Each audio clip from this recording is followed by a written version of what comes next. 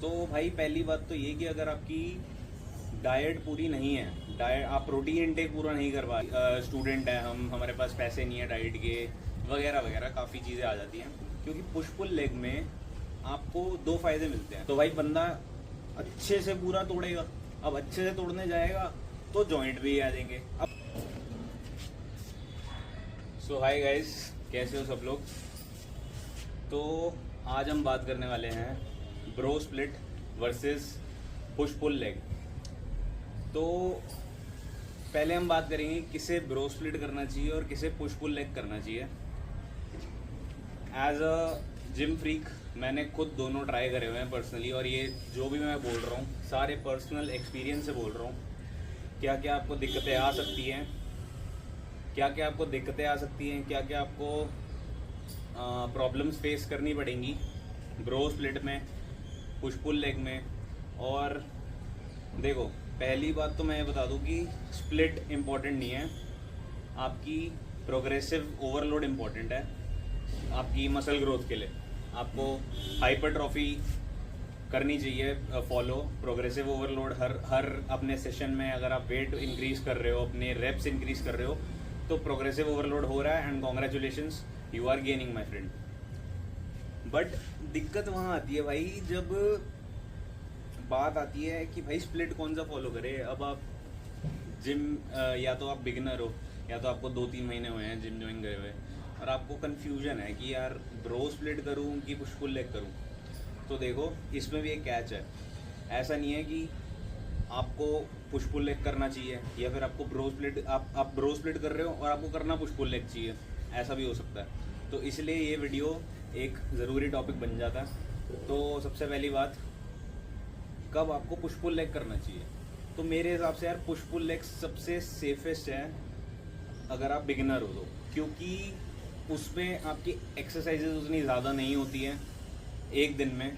आपको हफ्ते में आपकी एक्सरसाइजेज डिवाइड हो जाती हैं पहली बात तो आपको ब्रो स्प्लिट में क्या होता है, आपको एक्सरसाइज लगानी पड़ती है बहुत ज़्यादा, तो आपके जॉइंट पे बहुत ज़्यादा स्ट्रेस आता है। तो जिनकी डाइट अच्छी नहीं है, जो लोग मल्टीविटामिन्स वगैरह नहीं लेते, जो लोग प्रोटीन इनटेक पूरा नहीं कर सकते, आई वुड रिकमेंड उन्हें पुश पुल लेग ही करना चाहिए। क्योंकि उसमें क्या है कि आपकी एक्सरसाइजेज डिवाइड हो जाएंगी, आपके एक दिन में आपकी कम एक्सरसाइज करनी पड़ेगी, क्योंकि ऑब्वियसली आप दो मसल ग्रुप ट्रेन कर रहे हो। पहली बात तो जिनको नहीं पता है कि पुश पुल लेग क्या होता है, आपको पुश पुल लेग में 2 मसल ग्रुप ट्रेन करने होते हैं और आपको ब्रो स्प्लिट में सिंगल मसल ट्रेन करते हैं। तो बात यहाँ आती है कि अब हम क्या ट्रेन करें। तो भाई पहली बात तो ये कि अगर आपकी डाइट पूरी नहीं है, आप प्रोटीन इनटेक पूरा नहीं कर पा रहे हो, आप अपने वाइटामिन्स, अपने बॉडी में क्या चल रहा है आपको नहीं पता है, आप अभी बिगिनर हो, आपका सिंपल सा सीधा साधा आपका ये ख्याल है कि भाई नहीं हो पाती, भाई स्टूडेंट है हम, हमारे पास पैसे नहीं है डाइट के वगैरह वगैरह काफ़ी चीज़ें आ जाती हैं। तो मैं तो कहूँगा आप पुश पुल लेग करो, क्योंकि पुश पुल लेग में आपको 2 फायदे मिलते हैं। पहला, आपके एक साथ 2 बॉडी पार्ट ट्रेन हुए होते हैं, जिससे आपके हफ्ते के अमाउंट ऑफ सेट्स बढ़ जाते हैं for a single body part. But यही मैं बात करूँ ब्रो स्प्लिट की, तो उसमें आपका सिंगल बॉडी पार्ट ट्रेन हो रहा होता है, और अब आप ब्रो स्प्लिट लगाने जाओगे ना तो आपको चेस्ट की 6 से 7 एक्सरसाइज लगानी है। अब भाई चलो मशीन में और केबल में इतना नहीं आता, लेकिन जहाँ बात आती है कंपाउंड एक्सरसाइज की, जैसे हो गई बेंच प्रेस, जैसे हो गई डंबल ओवरहेड प्रेस, तो ओवरहेड नहीं डंबल प्रेस, ठीक है, इंक्लाइन डंबल प्रेस जो लोग करते हैं, और bench press, flat bench press, ठीक है। ये जो एक्सरसाइज होती है ये होती है कंपाउंड एक्सरसाइजेज, जिसमें आपको पूरा बॉडी का यूज़ करना होता है। तो इसमें आपके जॉइंट्स भी इन्वॉल्व होते हैं।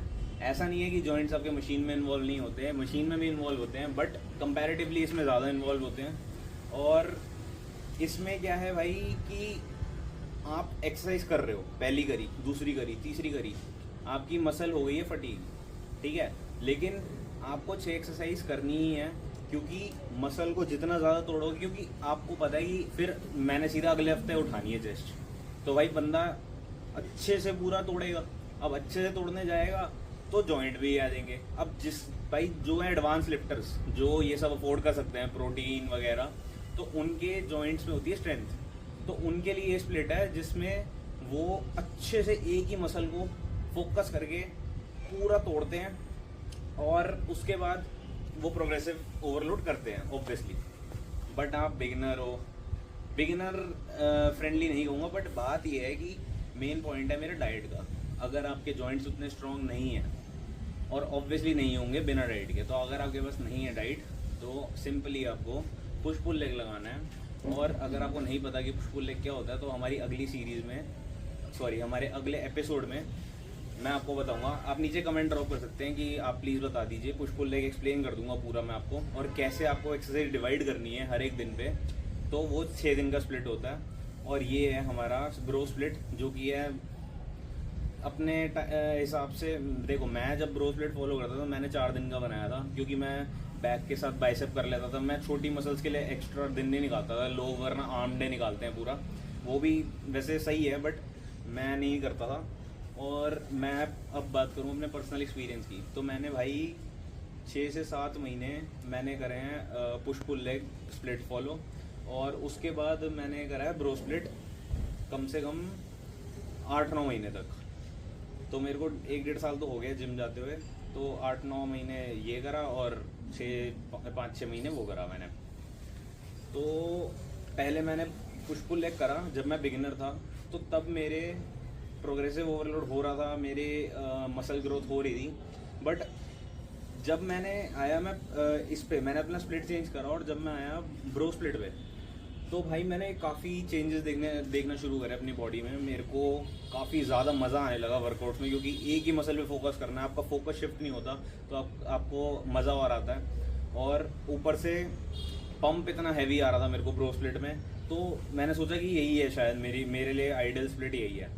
बट उसके बाद आते हैं हमारा जब 4-5 महीने निकल जाते हैं, तो उसके बाद मेरे को काफ़ी ज़्यादा इंजरीज होने लगी। मेरे टेनिस एल्बो हो गया मेरे को, और उसके बाद मेरे नी में 1-2 बार हुई थी हल्का सा, तो मेरे को 2-3 दिन का रेस्ट लेना पड़ा था, उसके बाद मैं ठीक हो गया। बट इसके बाद भी मैं कंटिन्यू रखा मैंने ब्रो स्प्लिट। उसके बाद मैंने जिम जाना बंद कर दिया बिकॉज ऑफ सर्टेन रीजंस, मेरे एग्ज़ाम्स वगैरह थे। तो फिर मैंने शुरू किया एक फ्री जिम है हमारे यहाँ, तो वहाँ जाना शुरू करा। उसके मतलब मैंने जिम छोड़ा नहीं कम्प्लीटली, 1-2 महीने के गैप के बाद मैंने अपने वहाँ जाना शुरू कर दिया। उसके बाद अब मैंने दोबारा जिम ज्वाइन करा, और मेरे को हो गया है भाई 2 महीने जिम ज्वाइन करे हुए, और मैं ब्रो स्प्लिट ही फॉलो कर रहा था काफ़ी टाइम से। 1-1.5 महीना मैंने ब्रो स्प्लिट ही फॉलो करा। तो भाई उसमें फिर मेरे को टेनिस एल्बो उठ गया मेरा, और भाई कभी टेनिस एल्बो होता है, कभी इधर लैट में मेरे मसल पुल हो गया था एक बार, इधर लैट कह रहा हूँ मैं, ट्रैप्स मसल पुल हो गई थी। तो भाई काफ़ी चीज़ें हैं, और ऑब्वियसली मैं भी स्टूडेंट हूँ आपकी तरह, और मैं डाइट फॉलो नहीं कर पाता। तो फिर मैंने थोड़ी रिसर्च करी इस बारे में, पूछा बंदों से, मेरा खुद का भाई है वो भी बड़ा नॉलेजेबल है, उसने भी बताया मुझे। तो बस बात हुई थोड़ी ऐसे, फिर मैंने अब दोबारा पुश पुल लेग पे आया हूँ मैं। और मैं तो यही कहूँगा भाई, अगर आपके पास डाइट नहीं है तो कृपया करके अपने शरीर से खिलवाड़ ना करें, क्योंकि ये एक लॉन्ग टर्म चीज़ है जिम। अगर आपको 50-60 की उम्र में भी एक अच्छी जैक्ड बॉडी चाहिए, तो भाई अभी अपने जॉइंट्स के साथ खिलवाड़ मत करो। जो अगर अभी आप कर भी चुके हो, तो ब्रो स्प्लिट अगर फॉलो कर रहे हो लेकिन आपके पास डाइट नहीं है, तो अभी के अभी डिसकंटिन्यू करो उसे और आगे बढ़ो, क्योंकि लॉन्ग टर्म की तरह देखो यार इस चीज़ को, बहुत आगे है। अभी तो जिम पूरे ज़िंदगी जिम ही करना है, पता ही है। तो बस इसी के साथ हमारा आज का टॉपिक होता है ख़त्म, और आई होप कुछ हेल्प हुई होगी मेरी तरफ से। बाकी जो भी पुश पुल लेग अगर आपको चाहिए कि भाई मैं पूरा पुश पुल लेग एक्सप्लेन करूँ, पूरा अपने वर्कआउट्स एक्सप्लेन करूँ, इस चैनल पे, वैसे आप इस चैनल पे देख सकते हैं प्रीवियस वीडियोस, उसमें मैं ब्रो स्प्लिट ही करता था, और मैं उसी टाइम की बात कर रहा हूँ जिसमें मेरी टेनिस एल्बो हुई थी। तो तो इसलिए अब अगर आपको ब्रो स्प्लिट देखना है तो ऑलरेडी चैनल पर डाला हुआ है, और आपको अगर लेग्स नहीं डली हुई, बाकी 3 डले हुए हैं 3 दिन।